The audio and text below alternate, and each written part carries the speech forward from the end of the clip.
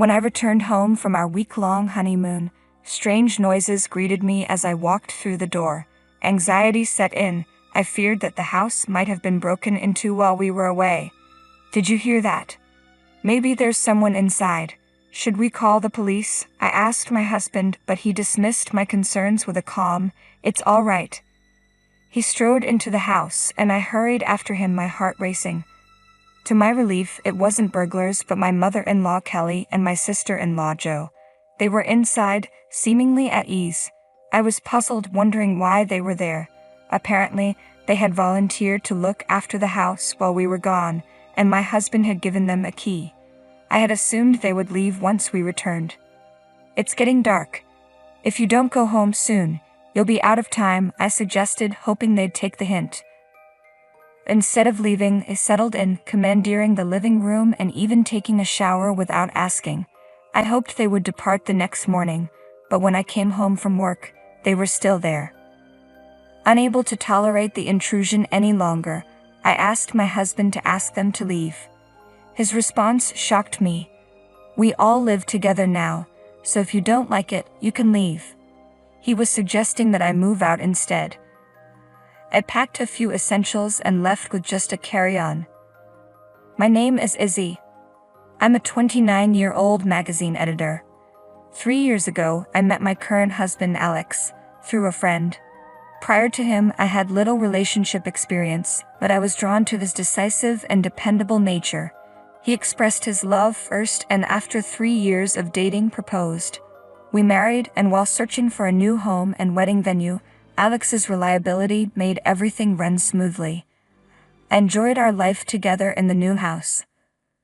But my mother-in-law Kelly and sister-in-law Jo were a constant source of stress.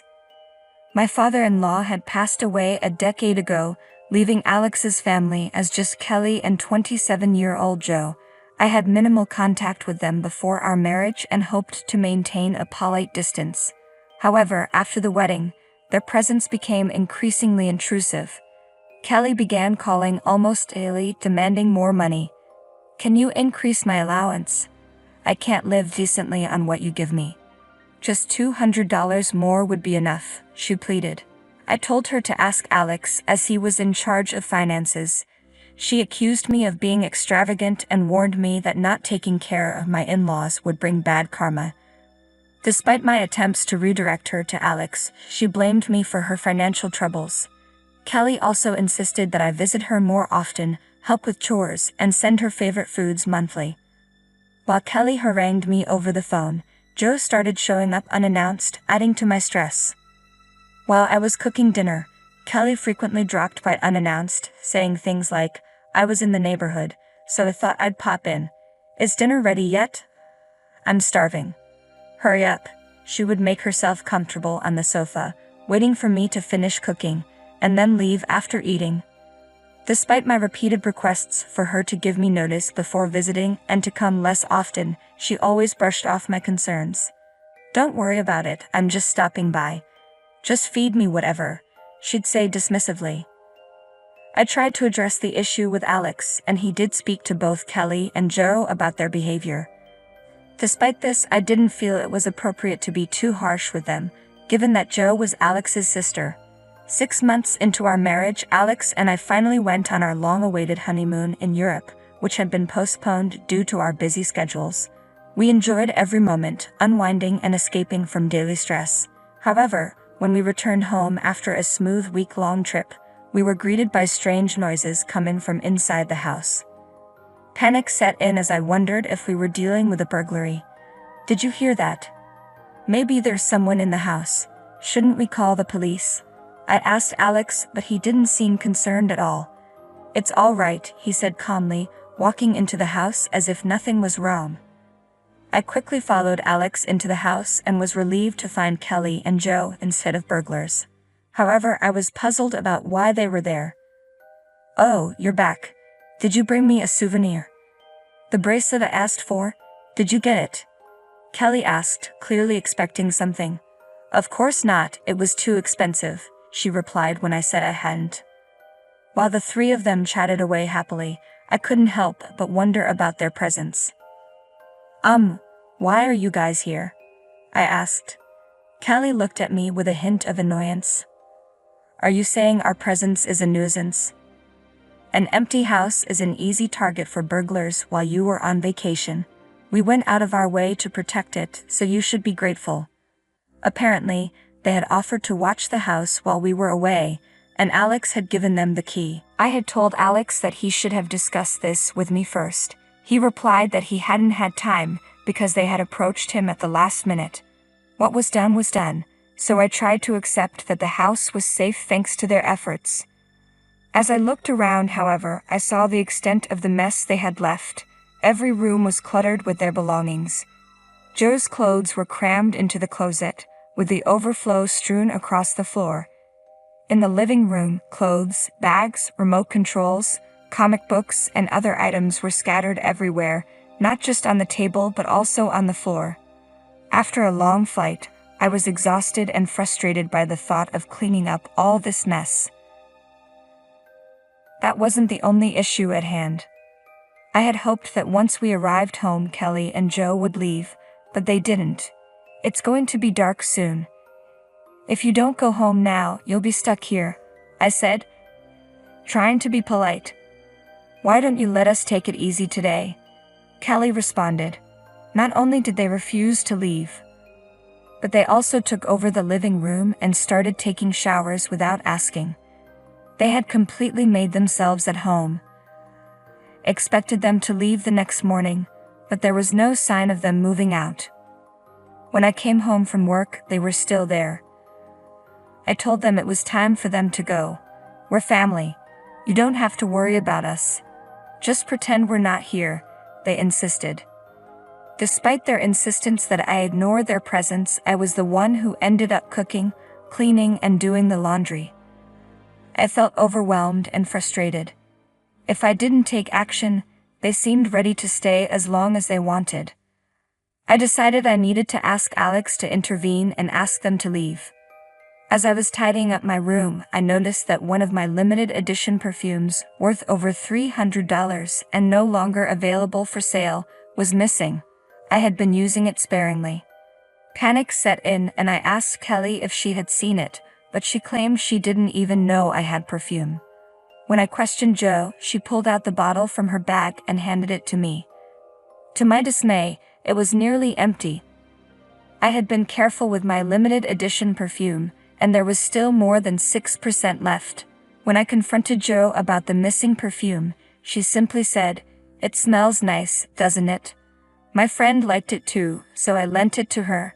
She'd offered no apology, and my frustration boiled over. Why did you use it without asking? What you're doing is theft. Didn't you learn that stealing from others is wrong? I demanded. Joe brushed off my anger. I only borrowed it for a moment. Why are you overreacting? If you're so concerned, just take back what's left. If you borrowed it, then give me back what you used, I insisted. Fine, but since it's already used, I'll only give you half the money, she retorted. I don't want the money, I want the perfume back, I said firmly. Joe rolled her eyes. You're so unreasonable over a bottle of perfume. I know the brand and it shouldn't be that expensive. She checked the price on her phone and was taken aback. Holy cow, why is it so expensive? Are you really going to spend $300 on perfume? If it's that important, maybe you should have mentioned it. Seeing her reaction, I felt even more disheartened. It's valuable to me, and I only used it inside the house. I never imagined I'd have a relative come into my room and use my things without permission. As we'd argued, Alex walked in. What's all this fuss about? Alex, she used my perfume and called me a thief, I said, leaving Joe in the living room while I explained everything to him in the bedroom. I'm at my limit. I need you to ask them to leave. Don't get so worked up over something minor, Alex replied dismissively. Also, I haven't mentioned that they're going to be living with us here. My jaw dropped at his unexpected announcement. My mom's house was old and falling apart, so she was considering repairs or moving. We have extra rooms and it's more cost-effective for her to stay here. We decided to live together. Why didn't you talk to me about this? Do you own the house alone? I'm paying the mortgage too. Don't blame me, my mom decided to sell her house on her own. I protested. Alex's response was blunt. We're living together now, so if you don't like it, you can leave. His decision, made without my input, and his suggestion that I leave left me feeling distant and hurt. I realized my feelings for him were fading. I understand, I said quietly. I started packing the essentials into my carry-on case. Alex didn't try to stop me but remarked that running away after a fight was immature before walking out of the bedroom. Kelly and Joe watched with smirks as I packed, and as soon as I left the house, they locked the door behind me. I had no intention of returning. I headed to a hotel and called my boss, with whom I regularly consulted, to request a few days off. During my time off, I searched for an apartment and informed my parents that I had separated from Alex, explaining the situation. They asked what my next steps were, and I told them I planned to get a divorce. In the meantime, Alex sent me a text. If you're sorry, you can come back. Mommy and Joe both say they'd forgive you. When I called him to discuss the divorce, he initially resisted, saying, "You're divorcing me over this. You just need to put up with it a little longer." Eventually, he recognized my determination and agreed to the divorce. From that point, everything progressed smoothly, and the divorce was finalized within 6 months. I wanted to end things as quickly as possible, so we swiftly divided our assets and I handed over the house to him. We had been married for less than a year and now we were divorced. My friends and coworkers were concerned and curious about what had happened. Initially, I shrugged off their questions, unable to share the details. But as I processed everything, I became more open about the situation. When I told them the full story, their reactions were unanimous. "That's impossible." I appreciated the sympathy from my friends and coworkers. It made me feel a bit better, knowing they were supportive of my situation. After moving out and living alone, I threw myself into work with renewed intensity. Instead of spending time on household chores, I took on 3 times as many projects as usual and even helped out colleagues who were overwhelmed. My boss noticed my dedication and expressed concern, but as I immersed myself in work, the memories of my difficult times resurfaced and I began to blame myself. Despite being grateful for the distraction work provided, Alex called me about 5 months after the divorce. I had left most of my belongings behind when I moved out, so I answered the phone thinking it might be about that. Alex started by asking what I was doing and if I was living alone. His approach seemed unusual because he was typically impatient with vague conversations. I didn't want to waste time, so I asked directly why he was calling. He said he wanted to get back together. I had no interest in rekindling the relationship, so I said no and attempted to end the call. But Alex quickly interjected. "Wait, there's something I haven't told you yet." "I'm busy, so make it quick," I replied. He continued, "Can you lend me some money? I'm struggling to pay the mortgage. It used to be a joint responsibility, so I understand it's hard to manage alone." I knew the amount Alex needed wasn't that significant, but he explained that he had been expecting a raise a few months ago that never materialized. He had also been informed that his performance wouldn't warrant any future increases. Faced with this, he decided to look for a new job, hoping for better conditions. Unfortunately, he only found a lower-paying position and had yet to secure a new role. Regardless of his situation, I wasn't willing to lend him any money. Told him not to contact me again. "You're still single, right? No one will want a middle-aged divorcee like you. You'd be better off reconciling with me," he said. I simply replied, "No, thank you," and ended the call. I couldn't understand why I had fallen for and married him. I was deeply disappointed in my own judgment. After that, Alex, Kelly, and Joe all began to harass me. Through our conversations, I learned that they believed Alex was earning a substantial income due to us buying a new house and having a lavish wedding. Since their allowance hadn't increased and Alex had refused to do so, they thought I was the one preventing it. They had been pleased to live comfortably after I left, But when they discovered Alex's salary was lower than expected, they panicked. They seemed to think that men were paid more than women, but my salary was actually higher than his. I wanted to block all of them on my phone, but Alex knew where I worked and could easily find me. I was anxious that Alex might call me at work or even show up at my office, so I answered his calls a few times. He consistently complained about Kelly and Joe spending too much money and running out of savings. They had started working part-time but couldn't make ends meet because they spent their earnings so quickly. It seemed like every conversation revolved around money. I hoped that if I told him I was in a similar financial situation, he might stop calling. I decided to use this approach the next time he reached out. That day, as usual, Alex called and said, "I need money. I don't have enough to pay the mortgage this month." I replied, "Actually, I'm planning to resign from my job soon. I've spent most of my savings, so I need some money from you.